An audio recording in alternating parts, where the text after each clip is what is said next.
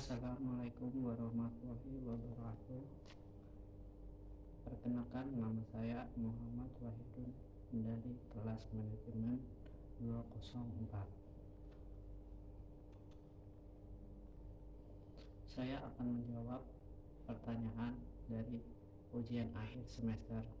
Soal yang pertama yaitu jelaskan secara singkat bagaimana kondisi pasar modal Indonesia berdasarkan infografis tersebut. Yang pertama, kondisi pasar modal di tahun 2002 mengalami peningkatan dengan jumlah investor mencapai 10,31 juta.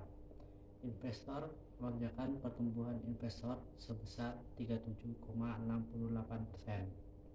Berdasarkan grafis IHSG, indeks saham gabungan mengalami kenaikan pada 30 Desember sebesar 4,09%.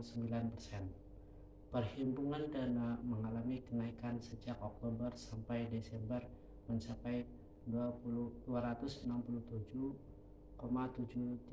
T. Reksadana pada bulan Oktober sampai Desember mengalami penurunan sebesar 504,62 T dan emiten baru sebanyak 71 emiten yang merupakan rekor emiten tertinggi. Pertanyaan kedua, jelaskan secara keseluruhan bagaimana kondisi perbankan Indonesia. Berdasarkan infografis tersebut, kredit perbankan, dana pihak ketiga, dan rasio kinerjanya. Kondisi perbankan berdasarkan infografis, kredit perbankan mengalami pertumbuhan pada bulan September sampai November 2022 dari 6.027 menjadi 6.347 atau 11,16%. Dana pihak ketiga tumbuh 8,78% YoY menjadi 7,974 T pada bulan November 2022. Rasio kinerjanya, kredit reproduksi pasca Covid mengalami perkembangan positif dengan mencatatkan penurunan sebesar 13,27 T menjadi 499,87 T dengan jumlah nasabah yang turun menjadi 2,40 juta nasabah.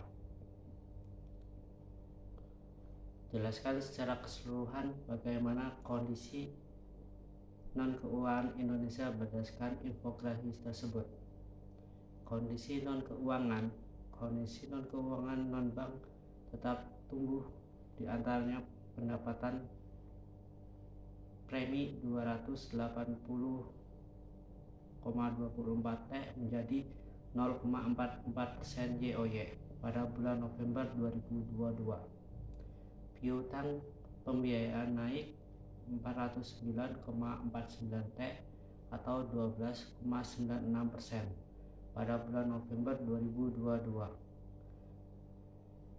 Aset dana pensiun naik 341,87 T atau 5,06% pada bulan November 2022 dan outstanding pembiayaan Vincent P2P lending naik menjadi 50,30 T atau 72,68% YoY pada bulan November 2022.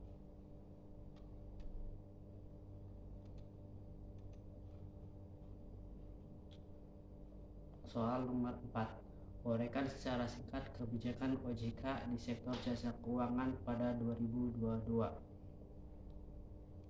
Kebijakan OJK di sektor jasa keuangan tahun 2022 mitigasi peningkatan resiko eksternal terhadap stabilitas ekonomi sektor jasa keuangan.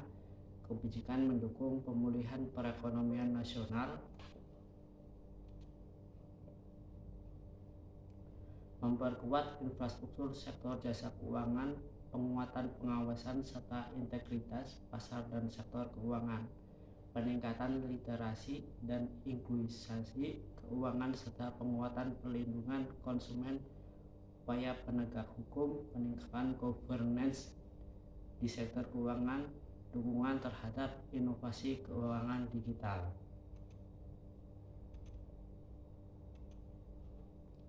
Pertanyaan nomor 5. Bagaimana program edukasi dan perlindungan konsumen 2022?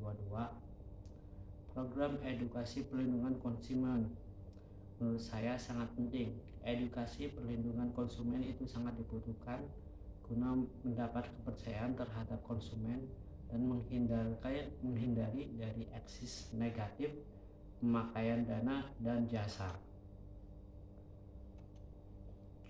Pertanyaan nomor 6. Bagaimana kebijakan OJK di sektor jasa keuangan tahun 2022? Kebijakan OJK di sektor jasa keuangan tahun 2022 menurut saya mendukung percepatan kendaraan bermotor listrik berbasis baterai sehingga ramah lingkungan serta irit bahan bakar. Kebijakan mendukung pemulihan ekonomi terutama yang kena bencana sangat diutamakan sehingga berputarnya arus ekonomi akan stabil kembali. OJK berfungsi menyelenggarakan sistem pengaturan dan pengawasan yang integritas kegiatan dalam sektor jasa keuangan. Sekian dari saya, terima kasih. Wassalamualaikum warahmatullahi wabarakatuh.